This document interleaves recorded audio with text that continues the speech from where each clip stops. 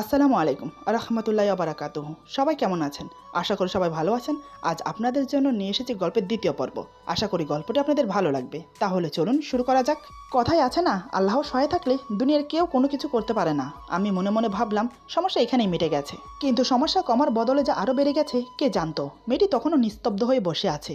কি বলবে সে ভেবে পাচ্ছে না। হঠাৎ ম্যানেজার ও ইন্সপেক্টর ফিরে এলো। দুজন দুজনের মুখের দিকে তাকিয়ে আবার আমাদের দিকে তাকালো। হঠাৎ ইন্সপেক্টর বলে, আপনাদের যখন এঙ্গেজমেন্ট হয়েই গেছে তাহলে বিয়েটা এখানে করে নেওয়াই ভালো। তাই বলছিলাম যে আপনাদের বিয়েটা আমরা এখানেই দিতে চাই। ম্যানেজার সবকিছু অ্যারেঞ্জ করবে, ওসব নিয়ে আপনাকে ভাবতে হবে না। ম্যানেজার বলে, ইন্সপেক্টর স্যার ঠিক বলছেন, আমাদের হোটেলে বিয়েটা হলে আমাদের জন্য ভালো হবে। আমরা না হয় ছোটোখাটো অনুষ্ঠান করে আপনাদের বিয়েটা দিলাম, ঢাকা ফিরে গিয়ে বড় করে না হয় অনুষ্ঠান করবেন। এদের দুজনের কথা শুনে আমার মাথায় যেন আসমান ভেঙে পড়ল। আমার মুখ দিয়ে যেন কথাই বের হচ্ছে না, ভাষা হারিয়ে ফেলেছি কথা বলার। কি ভেবে কথাটা বললাম আর কি হতে চলেছে। ঝামেলা থেকে বেরোনোর বদলে আরো জড়িয়ে গেলাম। এখন কি হবে? ওনাদের কথা শুনে আমি ভাবনায় ডুবে আছি। এতক্ষণে মেয়েটি কথা বলল। মেয়েটি বলে, কি বলছেন আপনারা? উনি আমাকে কিডন্যাপ করেছে, এটাই সত্যি। ওনাকে আমি চিনিও না, তাহলে ওনার সাথে আমার এঙ্গেজমেন্ট হবে কি করে? উনি যা বলছেন মিথ্যে বলছেন নিজেকে বাঁচানোর জন্য, আর আপনারা সব বিশ্বাস করে নিলেন। আবার ওই লোকটার সাথে আমাকে বিয়ে দেওয়ার জন্য উঠে পড়ে লেগেছেন। ম্যানেজার বলে, দেখুন ম্যাডাম, আমরা ওনাকে আজকাল থেকে চিনি না। উনি আমাদের এখানে প্রত্যেক মাসে 2-3 বার করে এসে থাকেন। আজ প্রায় 3 বছর হতে চলল উনি এখানে আসেন। চট্টগ্রামে আসলেই উনি আমাদের হোটেলেই থাকেন। কোনো মেয়েকে কিডন্যাপ করবে তো দূরের কথা, কোনো মেয়ের দিকে চোখ তুলে তাকান না পর্যন্ত। আর আপনি বলছেন উনি আপনাকে অপহরণ করে নিয়ে এসেছে? এটা কোনোভাবেই মেনে নিতে পারছি না। মেয়েটি বলে, বিশ্বাস করুন, আমি যা বলছি সেটা সত্যি। উনি আমাকে অপহরণ করে নিয়ে এসেছেন। দয়া করে আপনারা আমার কথা বিশ্বাস করুন। এদিকে আমি পাথরের মুক্তির মতো সবার কথা শুনে যাচ্ছি। নিজের পাতা কলে নিজেই আটকে গেছি। কি করে সমাধান করব এই সমস্যার? কেন যে অগ্রিম কথা বলতে গেলাম। তারপরও নিজেকে স্বাভাবিক করে বললাম, দেখুন, কেন শুধু শুধু ঝামেলা করতে যাবেন? 2 সপ্তাহই তো ব্যাপার। ঢাকা গিয়ে না হয় বিয়ের কাজটা সেরে ফেলবো। তবে কথা দিচ্ছি, আপনাদেরকে ইনভাইট করব। আপনাদের কিন্তু আসতে হবে। ইন্সপেক্টর বলে, এখন তো আমার সন্দেহ হচ্ছে। যদি সত্যি আপনাদের এঙ্গেজমেন্ট হয়ে থাকে তাহলে বিয়ে করতে সমস্যা কোথায়? কোথাও এমনটা নয় তো যে মেয়েটি যা বলছে সেটা সত্যি, আপনি মিথ্যে বলছেন? ইন্সপেক্টরের কথা শুনে মেয়েটির মুখ উজ্জ্বল হয়ে উঠল। মেয়েটি বলে, আমি বলেছি না স্যার, এই লোকটা মিথ্যে কথা বলছে। নিজেকে বাঁচানোর জন্য এই লোকটাই আমাকে কিডন্যাপ করেছে। আমাকে চুপ দেখে ম্যানেজারের মুখ কালো হয়ে গেল। সে মনে মনে ভাবতে লাগলো, তাহলে কি মেয়েটি সত্যি কথা বলছে? স্যার মেয়েটিকে কিডন্যাপ করে এনেছে? আমার তো বিশ্বাসই হচ্ছে না। ম্যানেজার আমাকে উদ্দেশ্য করে বলে, স্যার আপনি কথা বলছেন না কেন? তাহলে কি মেয়েটি যা বলছে সেটা সত্যি? কি বলবো আমি? আমার মাথায় কিচ্ছু আসছে না। আমার এতদিনের ইমেজ, রেসপেক্ট, মান সম্মান এক নিমেষে শেষ হয়ে যাবে, তাও আবার এমন একটা মেয়ের জন্য। রাগে ঘৃণায় নিজের মাথা চুল নিজেই ছিঁড়ে ফেলতে ইচ্ছে করছে। এখন যদি এদের কথা মতো মেয়েটাকে বিয়ে না করি তাহলে মান সম্মানের সাথে সাথে আমাকে জেলে যেতে হবে। যে অন্যায়টা আমি করিনি তার সাথে কেন আমি পাবো? শেষমেশ সিদ্ধান্ত নিয়েই নিলাম। আমি বললাম, ম্যানেজার সাহেব, আপনি বিয়ের আয়োজন করুন। আজকেই আমি ওকে বিয়ে করব। ফ্যামিলির জন্য এতক্ষণ নাকচ করছিলাম, কিন্তু আপনারা যখন এত করেই বলছেন তাহলে এখানেই বিয়েটা করে নিই। হঠাৎ মেয়েটি চেঁচিয়ে বলে, না, আমি ওনাকে বিয়ে করতে পারবো না। আমি এই লোকটাকে চিনি না, জানি না, তাহলে আমি এই লোকটাকে কেন বিয়ে করব? আমি সোফা থেকে উঠে দাঁড়িয়ে বললাম, ম্যানেজার সাহেব, সবকিছুর আয়োজন করুন। এই বলে মেয়েটির হাত ধরে টেনে হিচড়ে রুমের দিকে নিয়ে যেতে লাগলাম। এদিকে মেয়েটি চিৎকার করে বলছে, আমাকে ছেড়ে দিন, আমাকে যেতে দিন, আমি আপনাকে বিয়ে করব না। আপনি একজন খারাপ লোক, আমাকে কিডন্যাপ করে এনেছেন। আরও নানান রকমের কথা বলতে লাগলো। আমি তার কথার বিন্দুমাত্র ভ্রুক্ষেপ করলাম না। তখন আমার মাথায় খুন চেপেছে, রাগে চোখ দুটো রক্তবর্ণ ধারণ করেছে। আমি মেয়েটাকে রুমে নিয়ে গিয়ে বিছানার উপর ছুঁড়ে ফেললাম। তারপর সজোরে দরজা বন্ধ করে দিলাম। দরজা বন্ধ করার শব্দে মেয়েটির আত্মারাম কেঁপে উঠল। আমার চেহারা দেখে ভয়ে খাটের মাঝখানে গিয়ে গুটিসুটি মেরে বসলো। আমি টি টেবিলে থাকা ফুলদানিটা সজোরে মেঝেতে আছাড় মারলাম। তাতেই মেয়েটি দোকান চেপে ধরে চোখ বন্ধ করে নিল। আমি রাগের সাথে চেঁচিয়ে বললাম, আমাকে বিয়ে করার ভালোই ফোন দিয়ে এঁটেছ। আচ্ছা, তোমাদের গ্যাংয়ে কে কে সামিল আছে আমাকে একটু বলো তো। আমাদের মতো ছেলেদেরকে ফাঁসানোর ধান্দা কবে থেকে শুরু করেছ? মেয়েটি ভয় থরথর করে কাঁপছে। মেয়েটি কান্না করতে করতে বলে, আমি ওরকম মেয়ে না, আমি কিছু জানি না। আমি শুধু ঘরে ফিরতে চাই, আমার মা বাবার কাছে যেতে চাই, আমি কিছু জানি না। ওর কান্না দেখে আমার দেমাগ খারাপ হয়ে গেল। আমি চেঁচিয়ে বললাম, এই, তোমার নেকা কান্না বন্ধ করো। সব সমস্যার মূল তুমি। যখন থেকে আমার লাইফে এসেছো তখন থেকে আমার জীবনের সমস্যা বেড়ে গেল। বারবার করে বললাম যে আমি তোমাকে কিডন্যাপ করিনি। আমি জানি না তুমি আমার গাড়িতে কি করে এলে, কিন্তু তুমি আমার কথা বিশ্বাসই করলে না। উল্টো কি করলে? আমাকে ধরিয়ে দেওয়ার জন্য পুলিশ ডেকে বসলে। আচ্ছা, আমাকে কোন অ্যাঙ্গেল থেকে কিডন্যাপার মনে হয়? টাকা পয়সা, ব্যাংক ব্যালেন্স, বাড়ি গাড়ি, আল্লাহর রহমতে কোনো কিছুরই অভাব নেই আমার। তাহলে আমি শুধু শুধু তোমাকে কিডন্যাপ কেন করতে যাব? আমার চরিত্র এমন কোনো দোষ নেই যে আমি মেয়েদের সাথে ফষ্টি নষ্টি করব। আল্লাহ মাফ করুক, আমার মা বাবা আমাকে এমন শিক্ষা দেয়নি। মেয়েটি এখনও কান্না করছে। মেয়েটি বলে, আপনি কেন বলতে গেলেন যে আপনার সাথে আমার এঙ্গেজমেন্ট হয়েছে? তাহলে তো ওনারা বিয়ের জন্য প্যারা দিত না। আমি মেয়েটির দিকে তাকিয়ে বললাম, তো কি করতাম আমি? সত্যিটা তো বলেছিলাম, কেউ বিশ্বাস করলো না। না তুমি বিশ্বাস করলে, না ওরা বিশ্বাস করলো। ভেবেছিলাম এঙ্গেজমেন্টের কথা বলে কোনো রকম সমাধান করে নেব, তারপর তোমাকে তোমার বাড়িতে পৌঁছে দেব। কিন্তু ওরা যে বিয়ের জন্য চেপে ধরবে আমি কি করে জানবো? মেয়েটি বলে, তাহলে এখন কি হবে? আমি বললাম, কি আর হবে, তোমার আমার বিয়ে হবে, যেটা তুমি চেয়েছো। মেয়েটি বলে, সত্যি বলছি, আমি কিছু জানি না। আমি বললাম, ব্যাস অনেক হয়েছে, আর কোনো কথা শুনতে চাই না, বিয়ের জন্য নিজেকে তৈরি করো। মেয়েটি বলে, আমি মরে গেলেও এই বিয়ে করতে পারবো না। আমি বললাম, আমার কোনো শখ নেই তোমার মতো মেয়েকে বিয়ে করার। নিচে যাও, গিয়ে সবার সামনে বলো যে আমি তোমাকে কিডন্যাপ করিনি, তাহলে সবকিছু সমাধান হয়ে যাবে। তারপর তোমাকে নিয়ে লোকে কি ভাববে সেটা নিয়ে আমি কনফিউজ। মেয়েটি অবাক হয়ে বলে, মানে? আমি বললাম, জানি না, তোমার হাতে সময় আছে সন্ধ্যা পর্যন্ত। আমাকে বিয়ে করে নিজের সম্মান বাঁচাবে নাকি সত্যিটা বলে নিজের সম্মান হারাবে? মেয়েটি এবার তেলে বেগুনে জ্বলে উঠল। মেয়েটি বলে, কোন সত্যিটা বলবো? এটা কি অস্বীকার করতে পারবেন যে আপনি আমাকে তুলে আনেননি? আমি তো আর হাওয়ায় উড়ে উড়ে আপনার গাড়িতে আসিনি, নিশ্চয়ই আপনি নিয়ে এসেছেন। আমি বললাম, তোমাকে বলে কোনো ফায়দা নেই, আমি বারবার একই কথাই বলবো, আমি তোমাকে অপহরণ করিনি। এই বিয়েটা করবো কি না এতক্ষণ দুমনায় ছিলাম, কিন্তু বারবার তোমার মিথ্যে অপবাদে আমি বাধ্য হচ্ছি তোমাকে বিয়ে করতে। এবার যাই হয়ে যাক, আমি তো বিয়ে করবই তোমাকে। যদি মান সম্মান বজায় রেখে বাঁচতে চাও তাহলে চুপচাপ বিয়েটা করে নাও, পরে যা হবে দেখা যাবে। এই বলে আমি রুম থেকে বেরিয়ে গেলাম। মেয়েটিকে কোনো কথা বলার সুযোগ দিলাম না। আমি চলে যাওয়ার পর মেয়েটি বলে, বিয়ে কি ছেলে খেলা নাকি, নাকি হাতের মোয়া যে বললেই হয়ে গেল? বিয়ে মানে জীবনের সাথে জুড়ে যাওয়া একটা সম্পর্ক, যে সম্পর্কের উপর নির্ভর করে সারা জীবন পার করতে হয়। আমারও ভাগ্য বলিহারি, শেষমেশ যে আমাকে কিডন্যাপ করলো তাকেই বিয়ে করতে হবে। ভাগ্যে কি এই লেখা ছিল? না জানি মা বাবা আমাকে নিয়ে কতটা চিন্তা করছে, এই বিয়েটা কি ফ্যামিলি মেনে নেবে?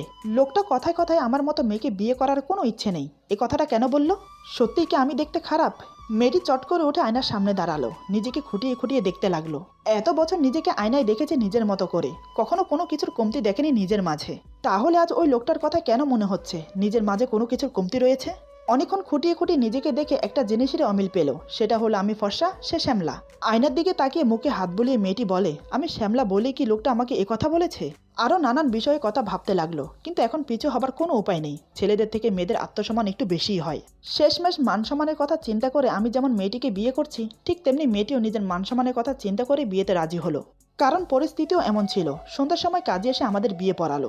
ম্যানেজারের সাথে এতদিনের পরিচয় বলে ছোটখাটো একটা অনুষ্ঠান করলো, এমনকি বুকিং করা রুমটা ফুল দিয়ে বাসর সাজালো। কি আজব তাই না? হোটেলেই বিয়ে হলো, আবার হোটেলেই বাসরাত করতে হবে। বিয়ে হয়ে যাওয়ার পর অনুষ্ঠানের পালা শেষ করে আমি মেয়েটিকে নিয়ে রুমে চলে এলাম। যেহেতু এখানে কোনো মেয়ে নেই মেয়েটিকে রুমে নিয়ে আসার জন্য, সেজন্য আমাকেই সেই কাজটা করতে হলো। রুমে এসে দরজা লাগিয়ে দিয়ে মেয়েটির দিকে তাকিয়ে দেখি সে লাজুক মুখ নিয়ে মাথা নিচু করে দাঁড়িয়ে আছে।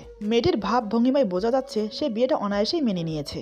কিন্তু আমার কোনো ইন্টারেস্ট নেই এই বিয়েতে, না ওই মেয়ের প্রতি। কি বলবো, আমার পাশে তো একদম বেমানান। আমি মেয়েটিকে উদ্দেশ্য করে বললাম, শরীয়ত অনুযায়ী এখন আমরা স্বামী স্ত্রী, তাই নিয়ম অনুযায়ী 2 রাকাত নফল নামাজ পড়তে হবে। নামাজ পড়তে পারো তো? মেয়েটি বলে, জি পারি। আমি বললাম, তাহলে যাও উজু করে এসো। মেয়েটি কোনো কথা না বলে চলে গেল। আমি চুপচাপ খাটের এক কোণে বসে ভাবতে লাগলাম, মান সম্মান বাঁচানোর জন্য তো বিয়ে করে নিলাম, কিন্তু মা বাবাকে না জানি বিয়ে করাটা একদম ঠিক হয়নি। তারা কি ভাববে আমাকে? একটু পর মেয়েটি অজু করে বেরিয়ে এলো। মেয়েটি বেরিয়ে আসতেই আমি গেলাম অজু করতে। অজু করে এসে নিয়ম অনুযায়ী মেয়েটির শাড়ির আঁচলে আমাকে নামাজ পড়তে হবে। যেহেতু মেয়েটি শাড়ি পরেনি, পরেছে 3 পিস, তাই অন্য পদ্ধতিতে নামাজ পড়লাম। মেয়েটির ওড়না অর্ধেক বিছিয়ে তার উপর নামাজ পড়লাম। দুজন একসাথে নামাজ পড়ে মোনাজাত করে উঠে বসলাম। মেয়েটি খাটে, আমি সোফায়। সারাদিন অনেক ধকল গেছে আমার উপর দিয়ে, তাই আমি সোফায় গা এলিয়ে দিলাম। মেয়েটি তখনও খাটে বসে আছে। আমি বললাম, রাত অনেক হয়েছে, ঘুমিয়ে পড়ো। আমার কথা মতো মেয়েটি শুয়ে পড়লো, কিন্তু কোনো কথা বলল না। আমিও কোনো কথা না বলে ঘুমানোর চেষ্টা করলাম। সেদিন রাতে আমাদের মাঝে আর কোনো কথা হলো না। সকালে ঘুম ভাঙলো দরজায় খটখট আওয়াজে। আসলে এত বেলা পর্যন্ত আমি ঘুমাই না, কিন্তু শরীর টায়ার্ড থাকার কারণে ফজরের দিকে আমার ঘুম ভাঙলো না। আমি উঠে দরজা খুলে দিলাম। দরজা খুলে দেখি বাইরে আমাদের জন্য নাস্তা নিয়ে দাঁড়িয়ে আছে এখানকার স্টাফ। আমি নাস্তাগুলো নিয়ে দরজা লাগিয়ে দিলাম। মেয়েটি তখনও পড়ে পড়ে ঘুমোচ্ছে। আমি কয়েকবার ডাক দিলাম, তাতেই কাজ হলো। চোখ খুলে আমার দিকে তাকিয়ে আছে মেয়েটি। আমার চোখে পড়লো মেয়েটির চোখ দুটো লাল টুকটুকে হয়ে গেছে। যত সম্ভব রাতে কান্না করেছে, নয়তোবা জ্বরের কারণে। কারণ ওর চোখ মুখ দেখে বোঝা যাচ্ছে গায়ে এখনো জ্বর আছে। জ্বর আছে কিনা সেটা শিওর হওয়ার জন্য কপালে হাত দিতে গেলেই মেয়েটি 2 হাত সামনে এনে নিজের মুখ অন্যদিকে ফিরিয়ে নেয়। সে ভেবেছে অন্য কিছু। আমি বললাম, আমি শুধু দেখতে চেয়েছিলাম জ্বর আছে কিনা। কাল রাতে নিশ্চয়ই ওষুধ খাওনি? মনে পড়লো যে কাল থেকে তো মেয়েটি খানাও খায়নি। আমি বললাম, উঠে পড়ো, গিয়ে ফ্রেশ হয়ে আসো। নাস্তা টেবিলে রাখা আছে, খেয়ে ওষুধ খেয়ে নাও। তাড়াতাড়ি করো, আমি একটু বের হব, কারণ আমার মিটিং আছে। মেয়েটি চুপচাপ উঠে চলে গেল ওয়াশরুমে। কিছুক্ষণ পর ফ্রেশ হয়ে বেরিয়ে এসে আমার সামনে বসলো। আমি একটা প্লেটে করে মেয়েটিকে নাস্তা দিলাম। তাকে নাস্তা দিয়ে আমিও নাস্তা নিয়ে বসে পড়লাম। নাস্তা শেষ করে মেয়েটিকে মেডিসিন দিয়ে দিলাম। মেডিসিন খেয়ে সেখানে মাথা নিচু করে বসে আছে। আমি বললাম, আমাকে এখন বেরোতে হবে, তুমি বরং রেস্ট নাও। দুপুর হতে হতে আমি চলে আসব, আর কিছুর প্রয়োজন হলে স্টাফকে ডেকে বলো এনে দেবে। এই বলে আমি রেডি হয়ে বেরিয়ে গেলাম। মেয়েটি আমার চলে যাওয়ার দিকে তাকিয়ে আছে, কিন্তু একটা কথা বলেনি সে, শুধু আমার কথাগুলো শুনে গেছে। সে কথা বললো কি বললো না তাতে আমার কিছু যায় আসে না। এভাবে 2 সপ্তাহ কেটে গেছে। আজ আমরা ঢাকায় ফিরবো। এই 2 সপ্তাহ না মেয়েটি আমার সাথে ভালো করে কথা বলেছে, না আমি তার সাথে ভালো করে কথা বলেছি। কারোর কোনো প্রয়োজনই পড়েনি। আজকে যখন ঢাকায় ফিরবো এটা ভেবে হাজার চিন্তা মাথায় চেপে বসেছে। কারণ আজ ওকে নিয়ে মা বাবার মুখোমুখি হতে যাব। জানি না তারা কি মনে করবে, কি রিয়েক্ট করবে, আর কি ভাববে। সেটা ভেবেই বুকের ভেতরটা দুরু দুরু করছে। হাজারো চিন্তা মাথা নিয়ে মেয়েটিকে নিয়ে গাড়িতে বসলাম। সত্যি বলতে এখনো পর্যন্ত আমি মেয়েটির নাম জিজ্ঞাসা করিনি। বিয়ে পড়ানোর সময় বলেছিল, কিন্তু মনে নেই, কারণ তখন মাথায় অনেক চিন্তা। কে কি বলেছে সেদিকে কোনো খেয়ালই ছিল না। পাশাপাশি সিটে দুজন বসে আছি। গন্তব্য ঢাকা। গাড়ি চলছে আপন গতিতে, কিন্তু দুজনের মাঝে একরাশ নীরবতা ছাড়া আর কিছুই নেই। আমার কোনো ফিলিংস এখনো জন্মেনি মেয়েটির প্রতি। তবে তার মনের কথা আমি জানি না। বিয়ে হয়েছে পর্যন্ত আমি যা বলেছি সেটাই শুনেছে। কিডন্যাপের কথা আর মুখ দিয়ে বের করেনি। তার নীরবতা, তার নিস্তব্ধতা আমাকে জানান দিচ্ছে সে এই বিয়েটা মেনে নিয়েছে। তার মানে সে আমাকেও মেনে নিয়েছে, এটা আমার ধারণা। বাকিটা জানি না, দেখা যাক না কি হয়। বিকেলে নাস্তা করে বেরিয়েছি। এখন রাত 8টা বাজে। আজ রাস্তায় প্রচুর জ্যাম। আমি দেখলাম মেয়েটি দরজার সাথে হাত ঠেকিয়ে গালে হাত দিয়ে সামনের দিকে তাকিয়ে বসে আছে। নীরবতা ভেঙে আমি কথা বললাম, তোমার খিদে পেয়েছে? এবার মেয়েটি আমার দিকে তাকালো, আবার চোখ সরিয়ে নিয়ে বলে, না। আমি বললাম, কিছু কি খাবে? কারণ এখানে একটা ভালো রেস্টুরেন্ট আছে, তুমি খেলে সেখানেই যেতাম। মেয়েটি মনে হয় আমার মনের কথা বুঝতে পারলো যে আমার খিদে লেগেছে, তাই আমি ওকে জিজ্ঞেস করছি। মেয়েটি বলে, ঠিক আছে চলুন যাওয়া যাক। তারপর আমরা গাড়ি ঘুরিয়ে রেস্টুরেন্টে গেলাম। ওখান থেকে খাওয়া দাওয়া কমপ্লিট করে আবার ঢাকার উদ্দেশ্যে রওনা দিলাম। জ্যাম থাকার কারণে ভোর 6টার দিকে বাড়িতে পৌঁছালাম। একদিক দিয়ে ভালোই হলো, অন্তত নামাজ পড়ার জন্য সবাই জেগে গেছে। কাউকে আর ঘুম থেকে ডাকতে হবে না। মনের ভিতর ভয় নিয়ে গাড়ি থেকে নামলাম। আমি দেখছি মেয়েটি আরো বেশি ভয় পাচ্ছে। আমি যে ভয় পাচ্ছি সেটা ওকে বুঝতে দেওয়া যাবে না, তাহলে সে মনে মনে আরো ভেঙে পড়বে। আমি বললাম, ভয় পাওয়ার কিছু নেই, নেমে আসো। কিন্তু মেয়েটি নামছে না, সে একইভাবে বসে আছে। আমি বললাম, কি হলো, নেমে আসো। মেয়েটি এবার ছলো ছলো নয়নে আমার দিকে তাকালো, চোখের কোণে জল চকচক করছে। আমি ওকে শান্ত করার ভঙ্গিতে বললাম, কিচ্ছু হবে না, আমার মা বাবা খুব ভালো মানুষ, আর আমি তো আছি। আমি তো আছি কথাটা শুনেই মেয়েটি নেমে পড়লো। আমি তো আছি কথাটায় সত্যি ম্যাজিক আছে। আমি তো আছি এই কথাটা বলে সবকিছু করানো যায়। এমন কোনো কাজ নেই যে করাতে পারবেন না কারো হাতে। আমি তো আছি শব্দটা একটা ভরসা স্বরূপ কাজ করে। ভরসা পাওয়া যায় এই কথাটায়। মেয়েটিও মনে হয় এই কথাটা শোনার জন্য বসেছিল। কি অদ্ভুত না? যাই হোক, আমি মেয়েটিকে নিয়ে মেন দরজার কাছে গেলাম। কলিং বেল প্রেস করতেই কাজের বর বদলে মা এসে দরজা খুলে দিল। মায়ের পোশাক দেখেই বুঝতে পেরেছি এই মাত্র নামাজ শেষ করে উঠেছেন। এদিকে এত ভোরে আমাকে দেখে মা বেশ অবাক হন। আমি মাকে সালাম করে জড়িয়ে ধরলাম। মা আমাকে বুকে নিয়ে চোখ বন্ধ করে নিল। এভাবে কয়েক মিনিট রয়ে গেলাম মাকে জড়িয়ে ধরে। মায়ের বুকে যে আসল শান্তি পাওয়া যায়, যারা মাকে ভালোবাসেন তারাই বুঝবেন। আমি মাকে ছেড়ে দিয়ে বললাম, কেমন আছো আম্মু? মা বলে, এই তো বাবা, আলহামদুলিল্লাহ। তুই কেমন আছিস? আহারে, আমার ছেলেটা কতটা শুকিয়ে গেছে। নিশ্চয় সেখানে গিয়ে শুধু কাজ নিয়ে ব্যস্ত ছিলি, নিজের কোনো যত্ন নিসনি। মায়ের চোখে কিছুই এড়ায় না। আসলে এই 2 সপ্তাহ আমি ঠিকমতো খাওয়া দাওয়া করিনি। একে তো কাজের চাপ ছিল, তার উপর এই মেয়েটির চিন্তা। সব মিলিয়ে এই 2 সপ্তাহ আমার জন্য জাহান্নাম থেকে কোনো অংশ কম ছিল না। অপছন্দের কাউকে সারা জীবনের জন্য জীবনসঙ্গী বানানো অতটাও সোজা না। হ্যাঁ, এটাই সত্যি, মেয়েটিকে আমার পছন্দ হয়নি। তার উপর জবরদস্তি বিয়ে করা, কি একটা যে তুফান গেল আমার উপর, তা একমাত্র উপরওয়ালাই জানেন। আমি মাকে বললাম, আম্মু আমি একদম ঠিক আছি, তুমি শুধু শুধু চিন্তা করছো। এতক্ষণ মা আমার পিছনে থাকা মেয়েটিকে খেয়াল করেনি, এবার তার চোখে পড়লো। মা বলে, হ্যাঁ রে তানবীর, মেয়েটি কে? মার কথা শুনে মেয়েটি চট করে মায়ের পা ছুঁয়ে সালাম করে।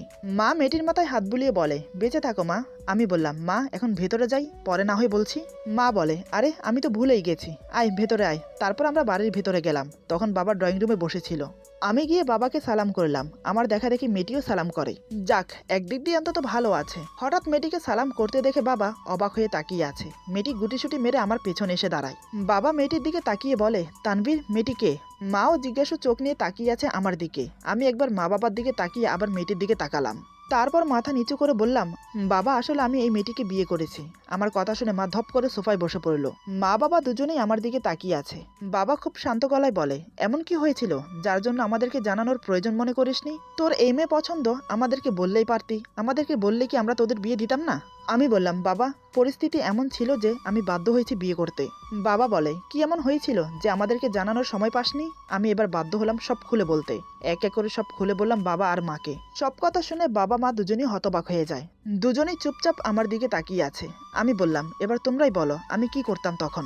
মিথ্যা অপবাদে জেলে যেতে হতো আমাকে, অথচ সে অন্যায়টা আমি করিনি। তোমরা যদি মনে করো আমি অপরাধ করেছি তাহলে যে শাস্তি দেবে মাথা পেতে নেব। বাবা মা দুজন দুজনের মুখের দিকে তাকায়। আমি জানি মা বাবার কথার উপর একটা কথাও বলবে না। বাবা যে সিদ্ধান্ত নেবেন সেটাই মেনে নেবেন, কারণ এটাই হয়ে আসছে, আমি দেখেছি। এদিকে মায়ের মুখ দেখে বোঝা যাচ্ছে মেয়েটিকে মার পছন্দ হয়নি, কিন্তু এখন কিছুই করার নেই। অনেকক্ষণ চুপ থেকে বাবা বলে, এত কিছু হয়ে গেল অথচ তুই আমাদেরকে কিছু জানালি না, একটিবার ফোন করে তো বলতে পারতি। আমি বললাম, আসলে আমি চাইনি তোমাদেরকে টেনশন দিতে। বাবা মেয়েটিকে উদ্দেশ্য করে বলে, তা মা তোমার নাম কি? বাবার কথা শুনে মেয়েটি আমার দিকে তাকায়। আমি মাথা নাড়িয়ে সম্মতি জানালাম। মেয়েটি বলে, জি আমার নাম জান্নাতুল মাওয়া রাহা। বাবা বলে, পড়াশোনা কতটুকু করেছ? রাহা বলে, এবার ইন্টার ফার্স্ট ইয়ারে। বাবা বলে, তোমার ফ্যামিলিতে কে কে আছে? রাহা বলে, মা বাবা বড় ভাইয়া আর আমি। বাবা বলে, তা মা তোমার বাবা কি করেন? রাহা বলে, আমার বাবা কিছু করেন না, আগে সরকারি চাকরি করতেন, এখন রিটায়ার নিয়েছেন। বড় ভাইয়া নিজের বিজনেস শুরু করেছেন মাত্র 2 বছর হলো। বাবা বলে, আমার কথা কিছু মনে করো না মা, আসলে এগুলো জানার অতি আবশ্যক ছিল, তাই জিজ্ঞেস করলাম। আর বাকি রইল আমার ছেলে তোমাকে কিডন্যাপ করেছে সেটা। আমি তোমাকে একটা কথা বলি, পৃথিবী উল্টে গেলেও আমি বিশ্বাস করব না আমার ছেলে তোমাকে কিডন্যাপ করেছে, কারণ আমি ওকে আমার আদেশে মানুষ করেছি। আর কেউ না চিনলেও আমি আমার ছেলেকে খুব ভালো করে চিনি। ও আর যাই করুক এমন জঘন্যতম কাজ ও করবে না, এতে আমি 100% শিওর। কিন্তু তারপরও কথা থেকে যাচ্ছে, তুমি ওর গাড়ির ডিকিতে অজ্ঞান অবস্থায় এলে কোথা থেকে, সেটাই চিন্তা করার বিষয়। এসব নিয়ে না হয় আমরা পরে কথা বলবো। এখন আমার ছেলে যখন তোমাকে বিয়ে করেই ফেলেছে, আমরা তোমাকে মেনে নিতে বাধ্য। তোমাকে এমন পরিস্থিতিতে না ছেড়ে তোমার সঙ্গ দিয়েছে, তাতে আমি আমার ছেলের উপর গর্ববোধ করি। এই বিয়ে নিয়ে ঝামেলা করলে সমাজে আমাদের মান সম্মান কমবে বই বাড়বে না। এরপর বাবা মায়ের দিকে তাকিয়ে বলে, কি গো তুমি চুপচাপ বসে আছো কেন, কিছু বলো। মা একটা দিগ্নিশ্বাস ফেলে বলে, কোথায় ভেবেছিলাম নিজের পছন্দ মতো মেয়ে দেখে ছেলেকে বিয়ে করাবো খুব ধুমধামের সাথে, কিন্তু এখন হলো তার উল্টো। বাবা বলে, কেন মেয়ে কি তোমার পছন্দ হয়নি? মা বলে, এখন পছন্দ হলেও কি আর না হলেও কি, পাল্টানো তো সম্ভব না। আমার ছেলে যদি এমন মেয়ের সাথে সংসার করতে পারে, তাহলে আমি মা হয়ে কেন পারবো না? ছেলের খুশিতেই আমাদের খুশি, এখন তুমি যেটা ভালো মনে করো সেটাই হবে। এই বলে মা চলে গেল। মার কথায় আর চলে যাওয়া দেখে বুঝতে পারলাম যে মা মন থেকে এই বিয়েটা মেনে নিতে পারছে না, এটাই স্বাভাবিক। মা বাবার অনেক স্বপ্ন থাকে ছেলে মেয়েদেরকে নিয়ে, সে স্বপ্ন যদি ভেঙে যায় তাহলে মনে কষ্ট পাওয়াটাই স্বাভাবিক।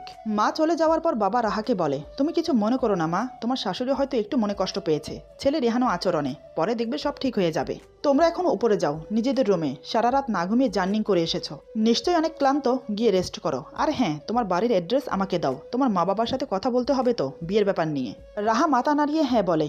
বাবা আমাকে বলে, যা বৌমাকে নিয়ে রুমে যা, পরে কথা হবে সব। আমি রাহাকে নিয়ে রুমে চলে এলাম। মনে মনে ভাবলাম, যাক বাবা, বেশি কিছু হয়নি, অল্পের উপর দিয়েই গেছে। এদিকে রাহা মায়ের আচরণে খুব কষ্ট পায়। সে মনে মনে বলে, উনি এমন করে কেন বলল? আমি কি দেখতে সত্যিই খারাপ? তাহলে কি উনি আমাকে মেনে নেননি ছেলের বউ হিসাবে? ওনার কথাই বা কেন বলছি, নিজের স্বামীও তো মেনে নেয়নি আমাকে। রুমে এসে আমি ওকে বললাম, মায়ের ব্যবহারে কিছু মনে করো না, পরে দেখবে ঠিক হয়ে যাবে সবকিছু, একসময় মাও তোমাকে মেনে নেবে। রাহা বলে, ওনার কথা ছাড়ুন, আপনিও তো আমাকে মেনে নেননি এখনো। আমি ওর কথা শুনে অন্যদিকে তাকিয়ে বললাম, ওয়াশরুম ওইদিকে, ফ্রেশ হয়ে এসে বিশ্রাম করো। জরিনা খালাকে বলে দিচ্ছি নাস্তা উপরে দিয়ে যাবে। এই বলে আমি সোফায় গা এলিয়ে দিলাম। রাহার কথাটা এড়িয়ে গেলাম, কারণ তার কথার কোনো উত্তর আমার কাছে নেই, আর থাকলেও আমি সেটা বলতে চাই না। সোফায় গা এলিয়ে দেওয়ার সাথে সাথে ক্লান্তি ভর করলো আমাকে। শরীর খুব টায়ার্ড, সারা রাত না ঘুমিয়ে গাড়ি চালানোর কারণে দু চোখ জোর ঘুম নেমে আসছে। রাহা ওয়াশরুমে চলে গেল ফ্রেশ হতে। কিছুক্ষণ পর বেরিয়ে এসে দেখে আমি সোফায় ঘুমিয়ে পড়েছি। সে এক পা দুপা করে আমার সামনে এসে দাঁড়ায়, খুবই অবাক দৃষ্টিতে তাকিয়ে থাকে আমার দিকে। এই 2 সপ্তাহে এতটা কাছ থেকে ভালো করে আমাকে দেখেনি কখনো, এখন দেখে তার চোখ জুড়িয়ে গেল। কোনো ছেলে এতটা সুন্দর হতে পারে তা সে আগে জানতো না, হয়তো কখনো কোনো ছেলেকে এতটা কাছ থেকে দেখেনি। সত্যি এখন ওর মনে হচ্ছে যে আমার পাশে তাকে একদম বেমানান, কোথায় আমি কোথায় ও, কিন্তু নিয়তি যে আমার সাথেই ওকে জুড়ে দিয়েছে। এদিকে আমাকে আর জরিনা খালাকে বলতে হলো না নাস্তার কথা, মা নিজে থেকে নাস্তা উপরে পাঠিয়ে দিয়েছেন। সারাটা দিন ঘুমিয়ে কাটিয়ে দিলাম। রাতে সবাই একসাথে বসে খাওয়া দাওয়া করলাম। যেহেতু মা বিয়েতে নারাজ, তাই মা একটু কম কথাই বলছে। খাওয়া দাওয়া শেষ করে একসময় রুমে চলে এলাম। আমি খাটে হেলান দিয়ে বসে আছি। রাহা গেছে ওয়াশরুমে, হঠাৎ বিদ্যুৎ চলে গেল। আমি মোবাইলের আলো জ্বালিয়ে মাত্র দাঁড়িয়েছি, এমন সময় হঠাৎ রাহা ভয় পেয়ে ওয়াশরুম থেকে দৌড়ে এসে আমাকে জাপটে ধরে। সাথে সাথে আমার হাত থেকে মোবাইলটা ছিটকে পড়ে গেল, আর আমি রাহাকে নিয়ে বিছানার উপর পড়লাম। আমি নিচে, রাহা আমার উপরে। সে ভয়ে আমার বুকে মুখ গুজে থরথর করে কাঁপছে।